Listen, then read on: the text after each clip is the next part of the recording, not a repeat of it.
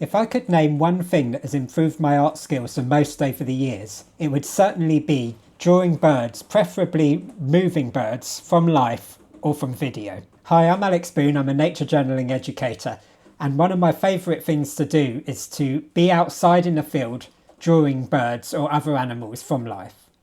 Let me show you a little bit about my technique and explain to you why I think this is one of the best things that you can do to improve your artistic practice.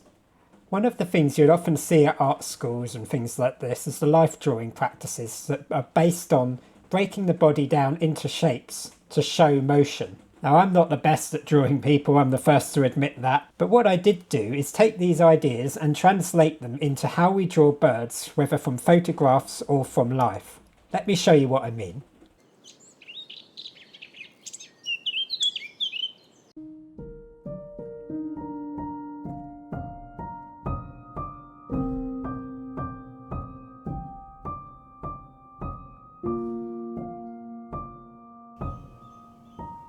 I've just arrived here at the bird hide and I'm really lucky because there's an egret walking just out there right in front of me. I'm going to have a little go at drawing this egret from life right now. I'm going to start with the shape of that body.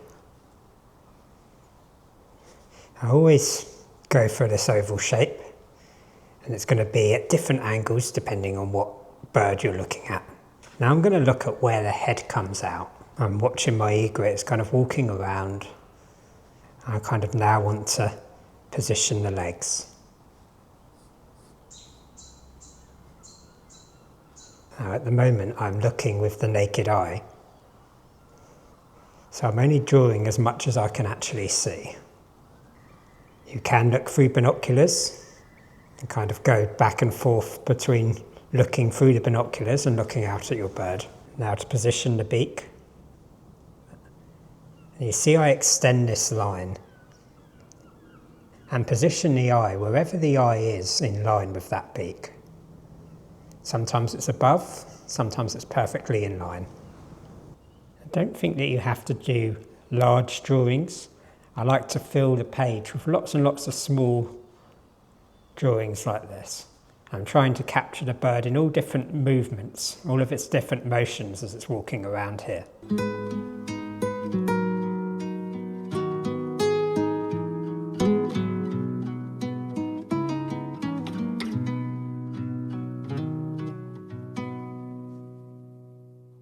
Please do remember that when we're drawing birds from life, we're actually more interested in observing the bird. We want to spend more time looking through our binoculars, scope or camera, or with the naked eye, than actually putting pencil to paper. And that's important because that's going to be training your ability to observe and notice, and also to move your arm in relation to a memory that you've developed of a split second in time. It won't happen immediately, but it's a skill that's well worth developing. If you can draw live moving birds, really you can draw anything.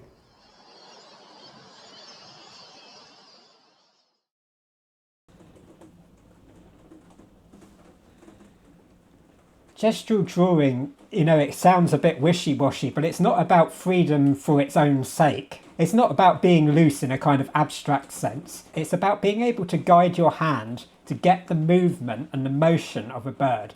It's about understanding how that bird is put together. These are some long-tailed tits that visited my garden bird feeder. I'm lucky enough to have a video bird feeder in my garden, so I can be continually capturing videos of my favourite birds when they visit. I download these videos and use them for the drawing practice that you're about to see here. If you're interested in a bird feeder like this, there's a link with a discount code in the description box below. And the main thing to do when drawing from video is to slow down the video if you can, and make sure that you're watching this video on a continuous loop. So the position of the bird is always going to come back round again. You can keep on going and going and going until you're happy with your drawing. What we're going to do to begin with is fill the page of lots of different bodies, looking at the video and seeing all of the body shapes that we can make for all of the different positions of the bird. Now, I'm going to start to add head shapes to some of my bodies. Might even be time to put the position of the leg in. And we just keep doing this over and over again as the video comes round and round.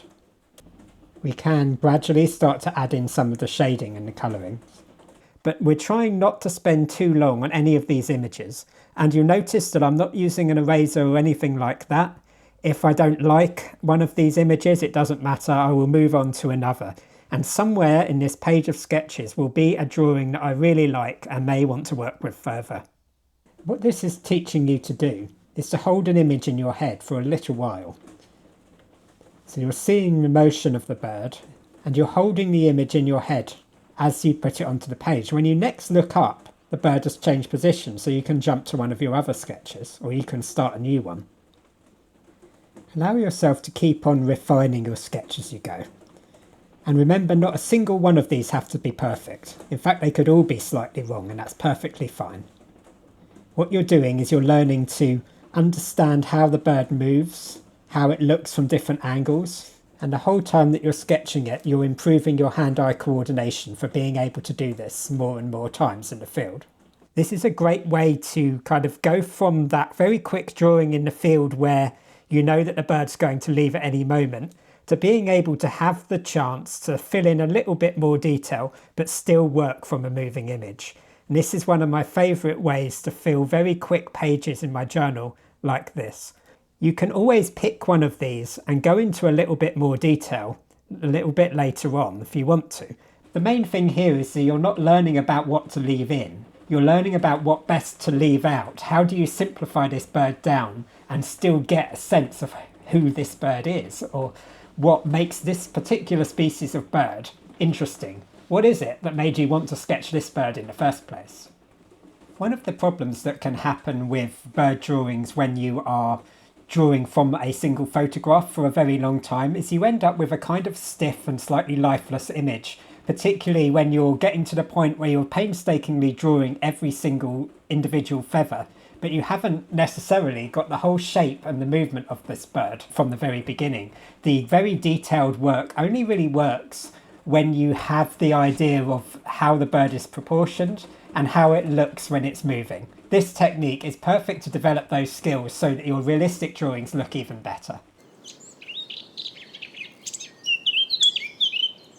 When we're working from photographs, we want to treat those photographs as if they're going to fly away at any moment.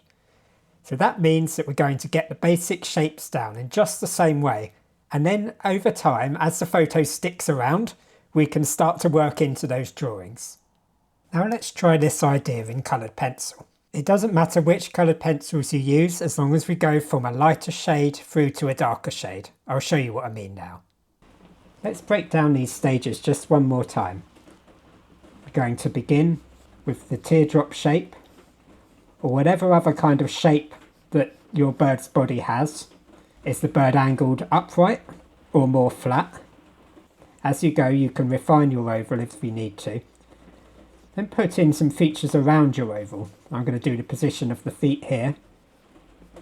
And extend the oval out for the head. The head shape is going to vary massively depending on the type of bird that you're looking at. And to put the position of the tail, of the eye, and of the beak. From here I will now refine my drawing a little bit more. I'm going to change to a different colour to do this. That includes adding some shading for the darkest areas and just improving your line as you notice things that you may have not got right the first time. This gradual kind of incremental style of drawing means that if the bird moves or flies away, you already have the bare bones of what you'd need to do a further drawing or to draw the bird again as quickly as possible, just starting with a few shapes.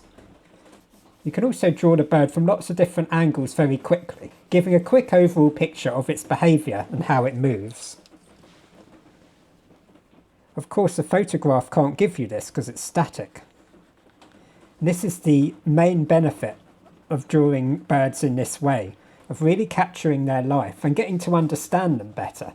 It's something a photograph just never will give you. You see that you can just keep on improving your image as time goes on. As you notice that there are things you need to change, like I need to move the feet down here a little bit. And I might just add in the perch to give some context. Sometimes I use the colours a little bit more like how they actually appear on the bird, and other times I'm using the colours to just develop the confidence in the layers. So starting out in a very light yellow and then building up gradually to the black. You can use a combination of this and it can be really effective. And then you can add notes next to it to say, you know, what colour the bird actually is if you want to.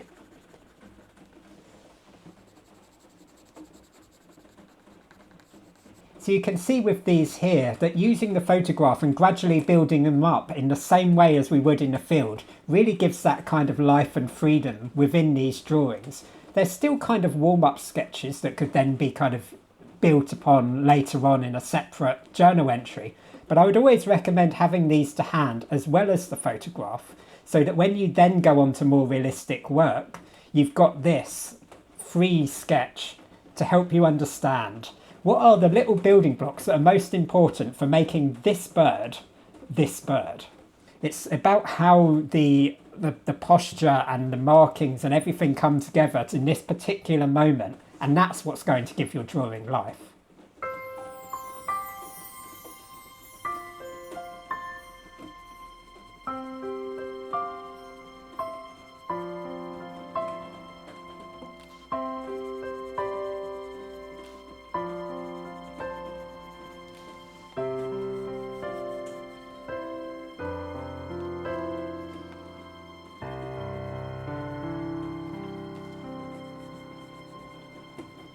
I hope you enjoyed that little look at how to draw birds from life or from video.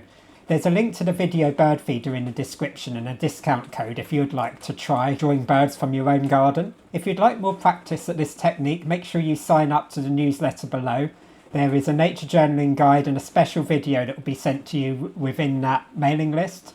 And it will also give you information about the Nature Journaling Circle, which is my online teaching space where we practice this sort of drawing a lot together. So if you want that extra bit of motivation, there's lots of recorded classes on there. And I really hope you enjoyed looking at this. If you decide to give it a try, let me know in the comments how you get on.